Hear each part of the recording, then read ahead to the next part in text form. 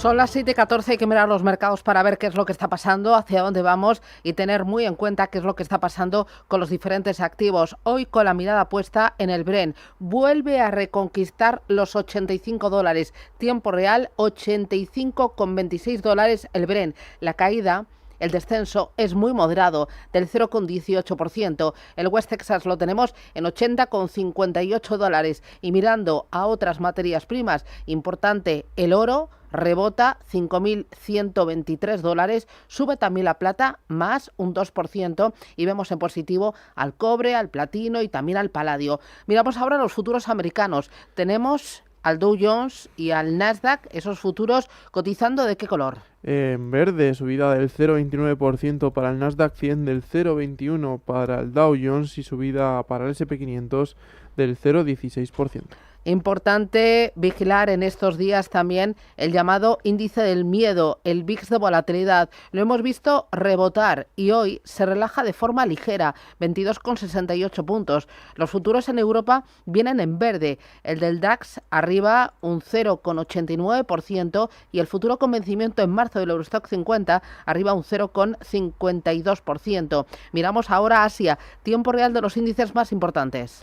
Bueno, pues hoy estamos viendo cómo el Nikkei en Japón sube un 0,43% hasta los 55.525 puntos, mientras vemos como el Kospi surcoreano hoy también lo vemos con dudas hasta ahora, se queda congelado, retrocede por la mínima 5.582 puntos. En India, el Nifty a esta hora retrocede un 0,65%, se da la vuelta, 24.603 puntos. Y vemos a Australia, el índice SX200 con pérdidas del punto porcentual hasta los 8.851 puntos. En China, por cierto, después de que el asesor del Banco Popular haya advertido sobre el largo camino para impulsar el consumo, vemos al Hansen de Hong Kong subir el 1,80%, 25.775 puntos, y Shanghái también en positivo, 0,35%, 4.123 puntos. En rojo tenemos otra vez a Bitcoin, recorta frente al día de ayer un 3%, aunque la última semana el balance es positivo, arriba un 4%. Bitcoin tiempo real, $70.342. Ethereum aguanta por encima de los $2.000, 2.065. Frente a ayer la caída es cercana al 3%. Ojo, este viernes tenemos Cripto Capital a partir de las 10:30 de la mañana. El invitado que tendremos en nuestra mesa va a ser CaixaBank, que ha obtenido licencia MiCA para ofrecer custodia de criptoactivos. CaixaBank ha arrancado este año 2026 con más de 400.000 millones en activos bajo custodia. Vamos a ver qué es lo que representa la obtención de la licencia MiCA y sobre todo los acuerdos, las alianzas con las que está cerrando y afrontando este nuevo escenario. Cripto Capital a partir de las 10:30 aquí en Radio Intereconomía. Bueno, con esta fotografía y este avance, este gancho, vamos a mirar ya a los mercados, a la micro y a la macro.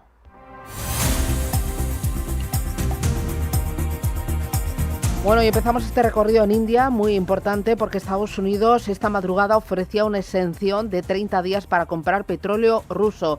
La guerra con Irán se está profundizando y sobre todo está haciendo más intensas las preocupaciones sobre el suministro de energía a nivel global y especialmente en toda la región de Asia. Pues sí, de hecho es una exención para Nueva Delhi para comprar crudo de Moscú mientras la guerra está alterando los suministros globales. India, hay que tener en cuenta que es el cuarto mayor refinador del mundo y el quinto mayor exportador de productos derivados del petróleo. El país que dirige Narendra Modi es el tercer mayor importador de petróleo y ha estado reemplazando las compras de petróleo ruso con suministros de Oriente Medio tras haber recibido, recordemos, esa penalización arancelaria del 25% por comprar la energía de Vladimir Putin. Pero como el conflicto afecta los suministros de energía de los países del Golfo, Nueva Delhi está comenzando a apuntalar la energía de Moscú. Es una válvula de escape, señalan los expertos, en vista de la pérdida de casi 20 millones de barriles diarios de crudo de los productores del Golfo. Bueno, en el mercado surcoreano hoy vemos caídas, pero fuertes subidas en su gigante de defensa. Pues sí, vemos como el índice, el Kospi surcoreano, retrocede ahora por la mínima, pero sin embargo entre sus ganadores está uno de sus gigantes de defensa, el IG Nest One. Se ha llegado a disparar por encima del 6% después de que los medios surcoreanos hayan informado que sus sistemas de defensa aérea se han utilizado y han sido capaces de interceptar con éxito los misiles iraníes lanzados contra los Emiratos Árabes Unidos. En Japón, importante, el gigante inversor tecnológico SoftBank busca un préstamo de hasta 40.000 millones de dólares para financiar la inversión en OpenAI. Lo que hoy está haciendo, por otra parte, que esté subiendo SoftBank y que busca ese monto, 40.000 millones, para financiar su inversión en el creador de esa inteligencia artificial, OpenAI, fabricante de ChatGPT. Según Bloomberg News, ese préstamo puente tendría un plazo de unos 12 meses, con 4 prestamistas, entre los que se incluiría JP Morgan. El director ejecutivo de la nipona, Masayoshi Son, ha apostado por OpenAI, incrementando su inversión en inteligencia artificial. Ya, hay que recordar que a finales del año pasado tenía una participación del 11%. OpenAI, que recordemos, sienta las bases para una IPO, para una salida a bolsa, que podría valorar a la empresa en hasta $1 billón.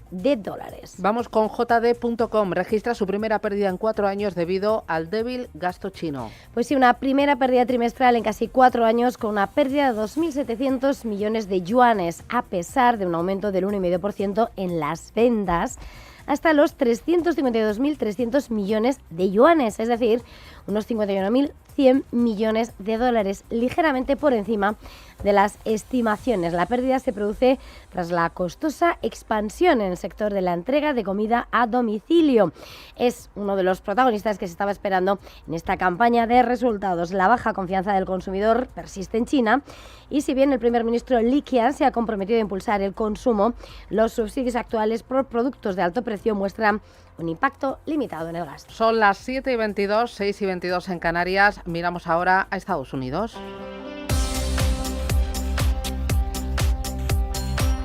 Bueno, hoy tenemos algunos datos importantes, como la variación de nóminas no agrícolas de febrero, la evolución de las ventas minoristas de enero y el dato de ventas minoristas de enero también. Además, comparecen Austin Goolsbee y Susan Collins, miembros de la FED. Bueno, ayer nueva jornada de recortes, la volatilidad se ha incrementado, hay fuertes bandazos y mucha desorientación y poca certidumbre. Ayer, bajada del 1,61% para el Dow Jones, medio punto de caída para el S&P 500 y el Nasdaq también en rojo, aunque baje un poquito menos, un 0,26. Los valores tecnológicos y las empresas de chips son uno de los grandes perdedores del día, después de las noticias que apuntan que Estados Unidos podría pedir permisos para las ventas globales de semiconductores. Funcionarios estadounidenses están llevando a cabo un proyecto en el que se prohibiría la venta de chips sin la aprobación de la administración Trump, en un nuevo intento de controlar y monitorizar a los países que quieren desarrollar modelos de inteligencia artificial.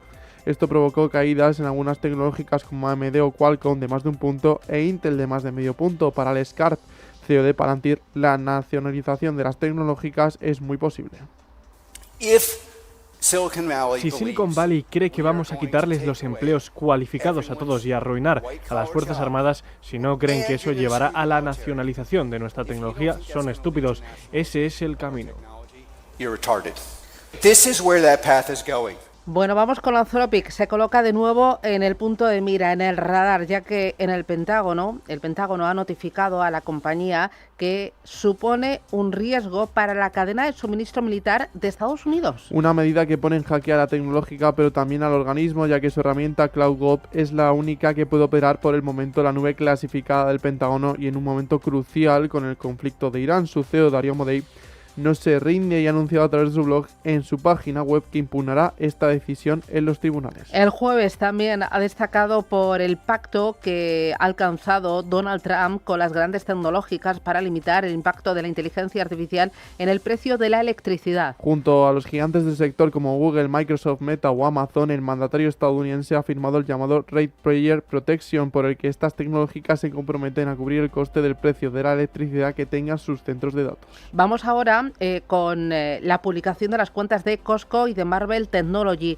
Ambas han superado expectativas. El minorista presenta un beneficio por acción de $4,58, 3 centavos más de lo estimado por los analistas, y ha reportado unos ingresos de 69.600 millones, ligeramente por encima de lo que pensaba el mercado. Marvel se dispara un 15% en After Hours tras presentar ingresos récord de 2.219 millones de dólares, un 22% más interanual, debido sobre todo a su negocio de centros de datos. Bueno, también tuvimos datos macroeconómicos, destacaron las peticiones semanales de desempleo que se mantienen pues en línea con lo esperado. Se disparan hasta las 213.000, 2.000 menos de lo que esperaba el consenso de analistas.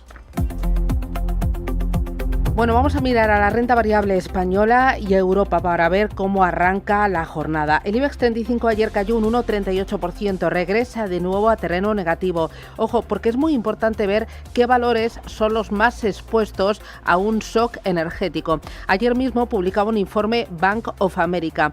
La entidad de Wall Street concluye que las industrias defensivas y de calidad han batido al conjunto del mercado en las semanas posteriores a un shock energético.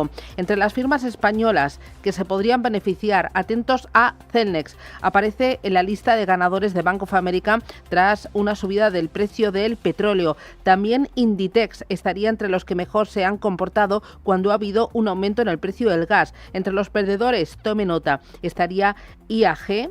Le sumaría también BBVA junto a otras entidades como Societe Generale, Joyce, HSBC y ABN AMRO. Es esa lista de Bank of America que habla de la repercusión de un shock energético en distintos sectores y en distintos valores. Ángeles Lozano, ¿qué tal? Muy buenos días. Buenos días, feliz viernes. Bueno, para el día de hoy, ¿qué tenemos? Pues hoy vamos a conocer en la eurozona la lectura final del PIB del cuarto trimestre del pasado año. Se proyecta una moderación a un 1,3% interanual, una décima menos que en el tercer trimestre. También la evolución del empleo en la eurozona en ese periodo. Además, en Alemania, cifra de pedidos de fábrica de enero, y en España el índice de precios de la vivienda del cuarto trimestre. Tenemos ya sobre la mesa los resultados del mayor grupo aéreo europeo, de Lufthansa. Beneficio neto 1.340 millones de euros en 2025. Es un 3% menos que un año antes, debido principalmente a efectos contables, porque el beneficio operativo ajustado fue de 2.000 millones de euros, 100 millones más de lo previsto por los expertos. Lufthansa dice que las perspectivas para 2026 siguen siendo inciertas debido a la inestabilidad geopolítica. Anticipa un crecimiento de la capacidad del 4% y también habla de un aumento de los ingresos y el margen de beneficio. Y hoy estaremos pendientes de Repsol. Según publica Expansión, cifran 4.550 millones los fondos recuperables en Venezuela. El nuevo marco político en ese país y la escalada del precio del petróleo por la guerra de Oriente benefician a la compañía, que podría solucionar un problema histórico y millonario, según su auditor PricewaterhouseCoopers. Bueno, del día de ayer, recortes. Otra vez el IBEX 35 vuelve a negativo en el año. Desde el pasado 2 de enero pierde un 0,36%. Los inversores volvieron a deshacer posiciones ante los ataques de Israel a Irán y los posibles cortes de gas de Rusia a Europa. Vi que entre los más perjudicados un ArcelorMittal, un Indra, un IAG y además movimientos muy viscerales. Pues sí, ayer hubo bastante volatilidad. Hoy el IBEX empieza a moverse desde 17.245 puntos. Para que se hagan una idea, de lunes a jueves baja un 6%. ArcelorMittal perdió un 6,5%, Indra más de un 4%, IAG retrocedía 2 puntos porcentuales, y también vimos caídas en un sector clave, en el bancario. Parecía que no iba a caer demasiado, pero según se aproximaba el cierre de la sesión, vimos descensos de casi un 3% en Santander. BBVA y Sabadell perdieron un 1,5%, y ayer las ventas también afectaban a firmas de infraestructuras como Ferrovial o ACS. Repsol subió un 0,55%, y los avances estuvieron liderados por una compañía con una fuerte presencia en Estados Unidos. Hablamos del grupo de hemoderivados Grifols. También ventas en Europa. El DAX se dejaba un 1,60, volvía a perder los 24.000 puntos. París bajaba 1,5 puntos porcentual, Milán un 1,6 y Londres un 1,45. Entre los valores destacados ayer estaba DHL, Deutsche Post, que publicaba sus cuentas antes del inicio de la sesión y que fueron leídas en negativo. Los títulos de la compañía alemana cayeron un 4,6%. Entre las subidas destacó Campari, que subió casi un 10% porque gustaron mucho sus resultados. Bueno, muy importante ver cómo la actividad de los inversores bajistas ha crecido desde el inicio del conflicto del Golfo. En las últimas 4 sesiones, los tentáculos de los hedge funds se han repartido por hasta 10 valores del mercado continuo y el saldo es bastante inquietante porque las posiciones cortas han crecido especialmente en 6 compañías. Tome nota, ¿cuáles son? eDreams, Enagas, Solaria, Horizon, Redeia, Acciona, A3 Media y también Tubacex. Hay otro nombre propio que es Digi. Digi estaría estudiando ampliar capital en 200 millones de euros para salir a bolsa. Sí, la compañía avanza con sus planes de sacar a bolsa su filial española. Lo haría mediante una operación que combinaría una oferta pública de suscripción de nuevas acciones y una oferta pública de venta. El objetivo sería financiar el crecimiento en España, reforzar el acceso a los mercados de capitales y dotar a la filial de mayor autonomía financiera. Así que tome nota, un nombre propio, Digi, que golpea, toc toc, las puertas del mercado.